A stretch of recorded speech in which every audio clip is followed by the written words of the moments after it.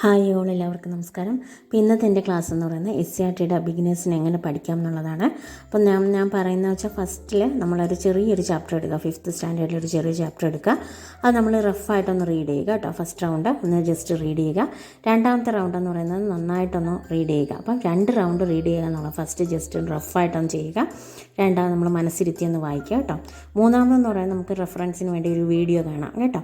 അപ്പം യൂസ്ഫുള്ളാണ്, വീഡിയോ ഒക്കെ അവൈലബിൾ ആണ്. നമുക്ക് ചാപ്റ്റേഴ്സ് SCERT ചാപ്റ്റേഴ്സ് ഒന്ന് അത് സെർച്ച് ചെയ്താൽ യൂട്യൂബിൽ കിട്ടും. അപ്പോൾ അതിൻ്റെ ഒരു വീഡിയോ കാണുക, നന്നായിട്ടൊന്ന് ക്ലാസ് കാണുക കേട്ടോ. പിന്നെ ഉള്ളത് നമ്മൾ സമഗ്രയാണ് നോട്ട്സ് നമ്മൾ പ്രിപ്പയർ ചെയ്യുന്നതെങ്കിൽ അതിൻ്റെ നോട്ട്സ് എന്തായാലും പ്രിപ്പയർ ചെയ്തെടുക്കുക. സമഗ്രയിൽ നിന്ന് നമ്മൾ ചാപ്റ്റേഴ്സ് ഡൗൺലോഡ് ചെയ്തെടുത്തിട്ട് എഴുതുക. നമ്മുടെ കയ്യിൽ ടെക്സ്റ്റ് ഉള്ളവരാണെങ്കിൽ നോട്ട്സ് നമ്മൾ ഷോർട്ട് നോട്ട്സ് മാത്രം മതി. നോട്ട്സിന് വേണ്ടി പ്രത്യേകം സമയം കളയണ്ട. മൂന്നാമത്തെ കാര്യം എന്ന് പറയുന്നത് നോട്ട്സ് ഇടുമ്പോൾ നമ്മളെപ്പോഴും ഷോർട്ട് നോട്ട്സ് വേണം കേട്ടോ. മൂന്നാമത്തെ കാര്യം എന്ന് പറയുന്നത് നമ്മളെപ്പോഴും അത് കഴിഞ്ഞിട്ട് നമ്മൾ അതെല്ലാം പഠിച്ചൊന്ന് റിവിഷൻ ചെയ്യുക കേട്ടോ. റിവിഷൻ ചെയ്ത് കഴിഞ്ഞിട്ട് നമ്മൾ വീണ്ടും അത് കുറച്ച് നേരം കഴിഞ്ഞിട്ട് അത് റീകളക്ട് ചെയ്ത് നോക്കുക, നമുക്ക് എന്തൊക്കെ കിട്ടും എന്നുള്ളതാണ്. അത് കഴിഞ്ഞിട്ട് രാത്രി നമ്മൾ അതിൻ്റെ ഒരു മോക്ക് ടെസ്റ്റും കൂടെ കഴിഞ്ഞാൽ നമ്മൾ ഈ ചാപ്റ്റർ കംപ്ലീറ്റ് ആയിട്ട് പഠിച്ചു കഴിഞ്ഞു കേട്ടോ.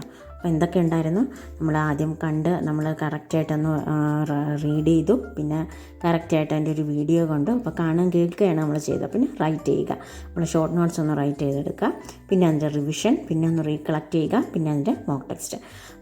അപ്പം നമ്മളിതിൻ്റെ കറക്റ്റ് ഓർഡറിലാണ് ഇങ്ങനെ പോവുക കേട്ടോ. അപ്പോൾ ഇത്ര ഒരു 6 ഒരു ഇതുണ്ട്, പാറ്റേൺ ഉണ്ട്. ആ രീതിയിലോട്ട് നമ്മൾ പോയിക്കൊണ്ടിരിക്കുക. അപ്പോൾ കാണുക, കേൾക്കുക, റൈറ്റ് ചെയ്യുക, റിവിഷൻ ചെയ്യുക, റീകളക്ട് കൊടുക്കുക, പിന്നെ മോക്ക് ടെസ്റ്റ് ചെയ്യുക കേട്ടോ.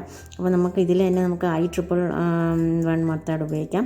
എന്ന് പറയുന്നത് ഇമ്മീഡിയറ്റ് ആയിട്ട് നമ്മളൊന്ന് റിവിഷൻ കൊടുക്കാം, 1 hour കഴിഞ്ഞ് റിവിഷൻ കൊടുക്കാം, പിന്നെ 1 week കഴിഞ്ഞ് റിവിഷൻ കൊടുക്കാം, 1 month കഴിഞ്ഞിട്ട് റിവിഷൻ കൊടുക്കാം കേട്ടോ.